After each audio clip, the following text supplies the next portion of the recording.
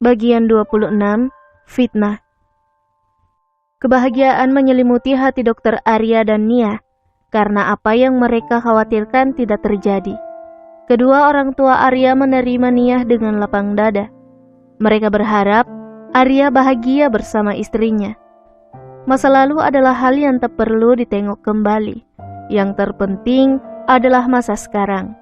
Apalagi mereka tahu Nia adalah anak yang baik yang selalu jadi sahabat anaknya, Anita. Persiapan resepsi pernikahan telah dirancang. Mereka menginginkan pernikahan yang sederhana saja. Hanya mengundang rekan seprofesi Dr. Arya juga karyawan di kantor Nia. Itu diputuskan dengan banyak pertimbangan karena kasus Nia belumlah dilupakan. Mereka takut terjadi hal-hal yang tidak diinginkan. Di hari pernikahan itu, Nia dan Arya tampak begitu bahagia. Mereka bersanding dengan senyum mengembang seakan kebahagiaan menjadi milik mereka hari itu. Lain halnya dengan wajah Dr. Pipit yang datang hari itu. Ia tak bersama suaminya. Wajahnya diliputi mendung kesedihan. Ia sama sekali belum bisa melupakan Arya, lelaki yang sangat dicintainya. Hubungannya dengan suaminya juga kurang harmonis. Rasa sedih melihat Arya dan Nia sangat bahagia membuatnya pulang lebih awal, dengan alasan ada pasien darurat yang harus ia tangani. Walaupun banyak tatapan-tatapan yang mencibir atas pernikahan itu, Arya dan Nia tidak peduli. Mereka tak mau merusak kebahagiaan yang mereka rasakan hari itu. Nia yang didampingi oleh Romi terlihat begitu cantik dengan balutan gaun pengantin putih yang menjuntai panjang hingga ke tanah. Sementara Dr. Arya tampak begitu bercahaya, memakai setelan jas yang senada dengan gaun Nia. Ia didampingi oleh kedua orang tuanya, juga Anita, adiknya. Mereka bersyukur pesta berlangsung aman dan cukup semarak, tak ada masalah yang berarti yang mereka lewati. Tampak kelegaan di wajah-wajah mereka setelah pesta selesai. Untuk sementara, perusahaan Nia masih ditangani oleh Romi. Dengan segenap kemampuan yang ia miliki, akhirnya perusahaan milik ayah Nia kembali membaik. Banyak investor-investor yang kembali menanam saham di perusahaan furnitur itu. Nia begitu sibuk mendampingi Romi mengurus perusahaannya. Banyak meeting yang dilakukan bersama klien, mulai dalam kota hingga luar kota. Sementara Arya mulai merasa bosan saat pulang dari rumah sakit dan Nia belum berada di rumah. Malam itu ia berencana menjemput Nia untuk makan malam bersamanya. Sudah lama ia tak menikmati waktu berdua karena kesibukan mereka. Sampai di kantor Nia, Arya segera memasuki ruangan Nia. Tapi langkahnya terhenti melihat Nia bercakap sangat akrab dengan Romi. Entah perasaan apa yang menguasainya hingga wajahnya berubah merah padam. Ada amarah yang mengobrak-abrik perasaannya. Ia mengepalkan tangannya dan pergi meninggalkan ruangan itu tanpa diketahui oleh Nia. Sampai di rumahnya, ia langsung tidur dengan amarah dan cemburu membakar hatinya. Walaupun ia sebenarnya tak ingin berprasangka buruk, tapi entah kenapa hatinya begitu cemburu melihat Nia dan Romi. Apakah semuanya karena rasa cinta yang begitu besar kepada istrinya itu? Ponselnya menyala. Sebuah pesan masuk di aplikasi hijau miliknya. Matanya melebar menatap layar ponselnya dengan geram. Seseorang mengiriminya gambar Nia dan Romi sedang makan siang di sebuah kafe sambil berpegangan tangan. Ya Allah, apa ini? Ucap Arya dengan nafas memburu. Amarahnya semakin memuncak, kepalanya seperti mau meledak. Astagfirullah, astagfirullah.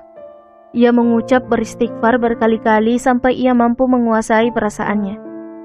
Nia muncul dari balik pintu sambil tersenyum langsung meraih tangan Arya, kemudian mencium punggung tangan suaminya yang masih duduk terpaku di ranjang. Nia heran, biasanya suaminya akan menyambut dengan mesra saat ia pulang dari kantor. Tapi kali ini, wajah suaminya begitu tegang tanpa senyum sedikit pun. Ada apa, Dok? Tanya Nia sambil memegang pundak suaminya namun segera ditepis oleh Arya. Nia tentu saja terkejut mendapatkan perlakuan seperti itu. Arya yang ia kenal tak pernah bersikap kasar padanya. Dok, ada apa? Apa ada masalah? Tanya Nia menatap wajah suaminya yang masih memerah menahan amarah. Dokter, dokter, dokter! Teriak Arya tiba-tiba membuat Nia mundur beberapa langkah karena terkejut. Kau selalu memanggilku dokter. Apakah kau tak menganggapku suamimu? Teriaknya lagi seakan ingin mengeluarkan semua kemarahannya. Air mata Nia langsung luruh mendengar bentakan Arya. Sikap kasar Arya saat ini bagai belati yang menusuk jantungnya. Nia tak tahu harus berbuat apa melihat suaminya itu dikuasai amarah. Mas, ada apa? Apa yang terjadi? Ucap Nia mengganti panggilan untuk suaminya. Ia berusaha untuk tetap sabar menghadapi kemarahan suaminya yang tiba-tiba itu. Dari mana kamu? Pertanyaan dokter Arya membuat Nia bingung. Dari kantor, Mas. Seperti biasa. Jawab Nia mengerutkan dahinya tak mengerti arah pertanyaan Arya. Di kantor bersama Romi malam-malam begini. Dan tadi siang di kafe bersama Romi lagi. Ucap dokter Arya masih dengan nada tinggi. Astagfirullah, ada apa denganmu, Mas? Kenapa kamu tiba-tiba membahas Romi? Nia terduduk di kasur memegangi kepalanya. Ia tak mengerti apa maksud suaminya. Air matanya jatuh berderai. Sakit rasanya menyaksikan orang yang selama ini begitu lembut, tiba-tiba berubah kasar. Apa ini? Arya menyodorkan ponselnya ke hadapan Nia dengan nafas yang tidak beraturan. Amarahnya benar-benar memuncak. Astagfirullah, apa ini, Mas? Ini fitnah.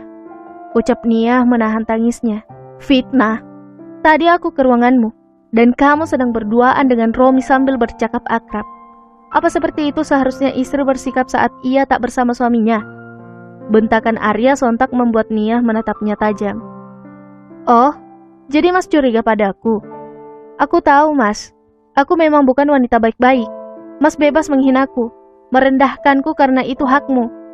Tapi aku bersumpah demi Tuhan, aku tak seperti yang kamu tuduhkan. Nia berteriak di hadapan Arya. Pertengkaran hebat itu terjadi begitu saja. Untung saja kamar mereka jauh terpisah dari kamar Anita dan kedua orang tuanya, karena berada di lantai 2. Jadi tak ada yang mendengar pertengkaran mereka. Arya sedikit menyesali perkataannya mendengar istrinya bersumpah atas nama Tuhan.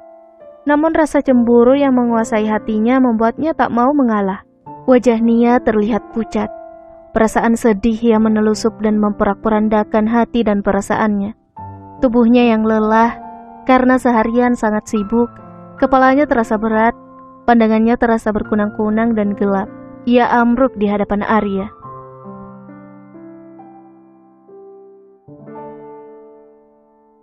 Bersambung.